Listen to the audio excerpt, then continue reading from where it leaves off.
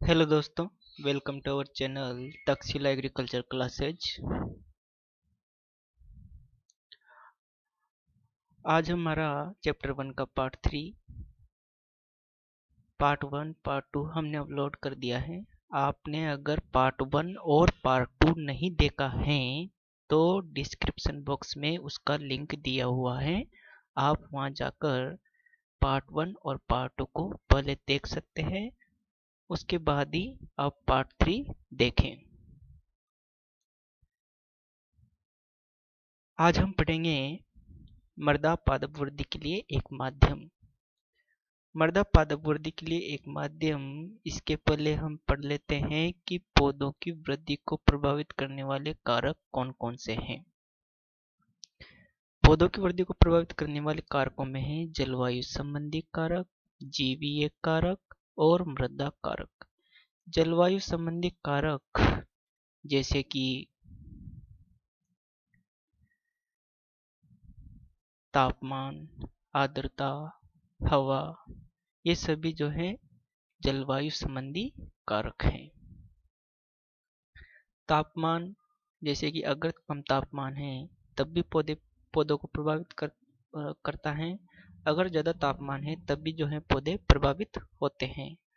अगर आर्द्रता कम है तब भी, अगर ज़्यादा आर्द्रता है तब भी पौधे प्रभावित होते हैं। जीवीय कारक जैसे कि हानिकारक सूक्ष्मजीव और लाभदायक सूक्ष्मजीव। लाभदायक सूक्ष्मजीव जो पौधों के लिए लाभदायक हैं, जैसे कि राइजोबियम बैक्टीरिया है। ये लाभदायक बैक्टीरिया हैं जो कि मृदा की उर्वरा क्षमता को बढ़ाता है। और जो दूसरे जीव हैं हानिकारक सूक्ष्मजीव, जो कई प्रकार के विषैले पदार्थ मृदा में छोड़ते हैं और पौधों की जड़ों की वृद्धि को रोक देते हैं। तीसरा कारक है मृदा कारक। मृदीय जो कारक हैं, जैसे कि रासायनिक मृदा के जो गुण हैं, रासायनिक गुण, भौतिक गुण और जैविक गुण, ये इसमें शामिल होते हैं मृदीय कारकों में। रासायनिक गुण जैसे कि मान लो कि मृदा का पीएच एक निश्चित पीएच के बीच ही कोई फसल या पौधा उग सकता है, ग्रो कर सकता है, विकसित हो सकता है। अगर वो पीएच ज़्यादा या कम है तो पौधे वृद्धि नहीं कर पाते हैं, पौधों की जड़ें वृद्धि नहीं कर पाती हैं। भौतिक गुणों में जैसे कि जो पार्टिकल्स हैं, मृदा के जो पार्टिकल्स हैं, जो कण हैं, तो सोइल स्ट्रक्चर और सोइल टेक्सचर, ये भौतिक गुण हैं मृदा के। सोइल टेक्सचर और सोइल स्ट्रक्चर। अगर दोमट मृदा है तो पौधे अच्छी तरह से वृद्धि करते हैं, और अगर कंकरीली मृदा है या फिर दूसरी और मृदा है तो पौधे उसमें अच्छी तरह से वृद्धि नहीं कर पाते हैं। कहने का अर्थ ये है कि कुछ फसलों को, जैसे कि मान लो कि मूंगफली है। मूंगफली सैंडी सॉइल में अच्छी तरह से मूंगफली जो है ग्रो करती हैं, मूंगफली को फूलने में सहायक होती हैं। अर्थात करने का मतलब है कि जो मृदा है उसमें थोड़ी सी कुछ मात्रा सैंड की होनी चाहिए, रेत की होनी चाहिए, तो मूंगफली अच्छी तरह से विकसित हो सकती है। और जैसे कि मान लो दोमट मृदा है, तो दोमट मृदा में बारीक जो कण जो होते हैं वो बारीक होते हैं, तो पौधे जो है उसमें अच्छी तरह से विकसित हो सकते हैं, जड़ें मृदा की गहराई तक जा सकती हैं। जैविक गुण मृदा के, जैसे उसमें कई प्रकार के सूक्ष्म जीव शामिल होते हैं जो कि मृदा की उर्वरता क्षमता को बढ़ाते हैं। जैसे केचुआ है, तो केचुआ मृदा की उर्वरा क्षमता को बढ़ाता है। और दूसरे सूक्ष्म जीव हैं जो कि मृदा की उर्वरा क्षमता को बढ़ाते हैं, उसको भुरभुरी बनाने में सहायक होते हैं। उसमें नाइट्रोजन को डिपॉजिट करते हैं मृदा के अंदर, और इस प्रकार से ये मृदीय कारक पौधों की वृद्धि को प्रभावित करते हैं।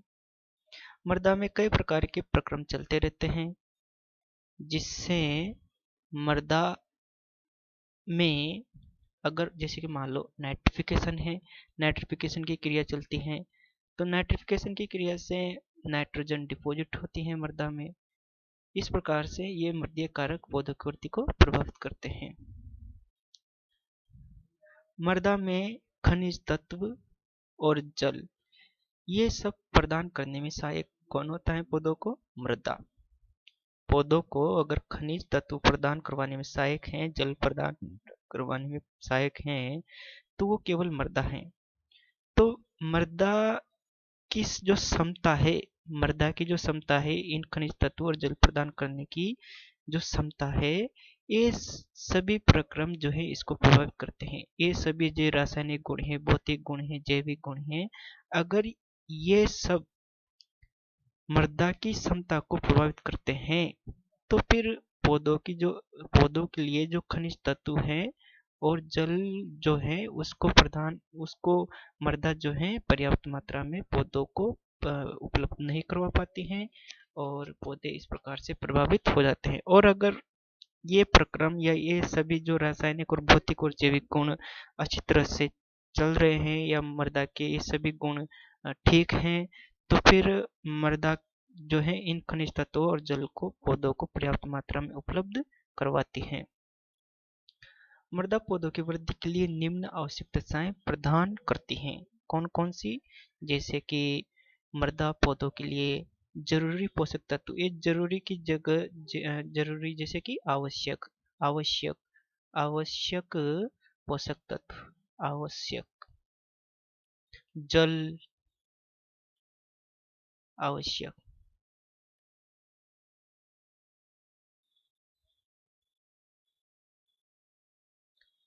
आवश्यक पोषक तत्व, जल, जड़ों के श्वसन के लिए ऑक्सीजन तथा यांत्रिक आधार। तो ये सभी जो दशाएं हैं, ये जो सभी चीजें हैं, ये मृदा पौधों की वृद्धि के लिए उन्हें उपलब्ध करवाती है मृदा। तो सभी को हम एक एक करके देख लेते हैं कि जरूरी पोषक तत्व या आवश्यक पोषक तत्व कौन कौन से हैं।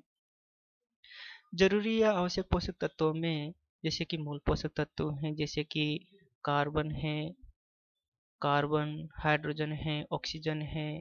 प्राथमिक पोषक तत्वों में जैसे कि नाइट्रोजन है, फास्फोरस है, पोटेशियम है। द्वितीयक पोषक तत्वों में जैसे कि कैल्शियम है, मैग्नीशियम है, गंधक है, और कई अन्य सूक्ष्म तत्व जैसे कि लोहा है, बोरोन है, मैग्नीज है, जस्ता है, तांबा है। तो ये सभी जो पोषक तत्व हैं, ये मृदा में उपस्थित होते हैं, और मृदा पौधों को इन सभी पोषक तत्वों को प्रदान करने में सहायता करती हैं। लेकिन फिर भी अगर मृदा में के भौतिक गुण, रासायनिक और जैविक गुण जो है मृदा के अच्छे नहीं हैं, तो इन सभी तत्वों को प्रदान करवाने में मृदा फिर पौधों को असमर्थ होती है। नेक्स्ट पॉइंट है नाइट्रोजन। मृदा और हवा दोनों से मिलती हैं। पौधों को नाइट्रोजन कहाँ से प्राप्त होती है? जो नाइट्रोजन मिलती है, एक तो मृदा में उपस्थित नाइट्रोजन, एक हवा में उपस्थित नाइट्रोजन। तो मृदा और हवा दोनों से नाइट्रोजन पौधों को प्राप्त होती है।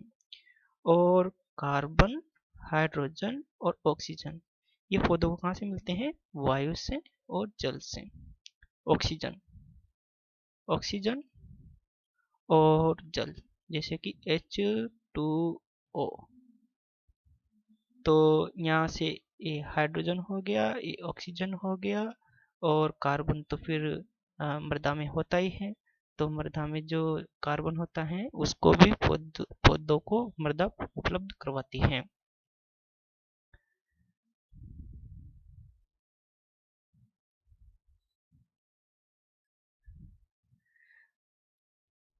नेक्स्ट है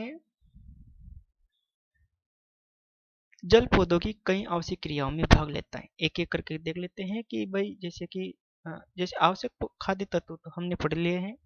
अब जल जो है वो पौधों की कई आवश्यक क्रियाओं में भाग लेता है, जैसे कि पौधे की मुख्य क्रिया है प्रकाश संश्लेषण की क्रिया। तो प्रकाश संश्लेषण की क्रिया में जल एक महत्वपूर्ण रोल अदा करता है। जल की कमी होने पर पौधों की आवश्यक क्रियाएं जो है धीमी पड़ जाती हैं। जल मृदा में उपस्थित पोषक तत्वों को घोल के रखता है। थर्ड जो कारक हैं, थर्ड जो जो दशा है जो मृदा पौधों को उपलब्ध करवाती है वो है जड़ों के श्वसन के लिए ऑक्सीजन। तो मृदा में 20.3% ऑक्सीजन होते हैं, 9.01% नाइट्रोजन होते हैं और 0.3% CO2 पाए जाते हैं।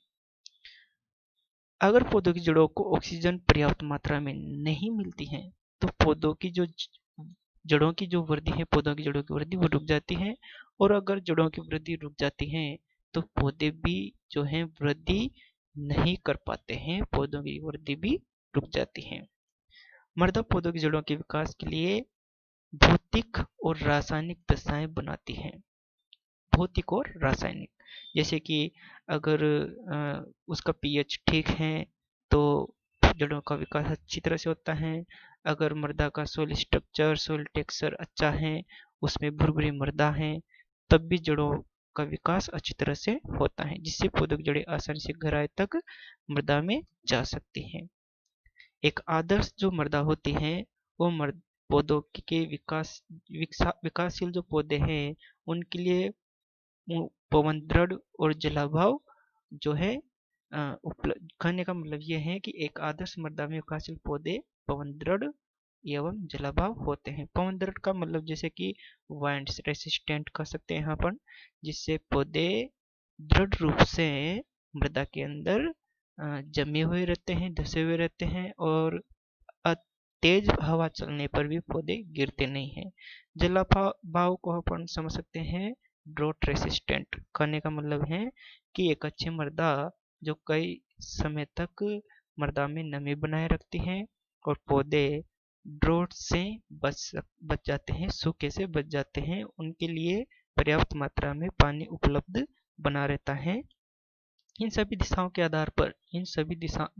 आधार पर हम कह सकते हैं कि पौधों की वृद्धि के लिए मृदा क्या है, एक आवश्यक माध्यम है, एक आवश्यक माध्यम है।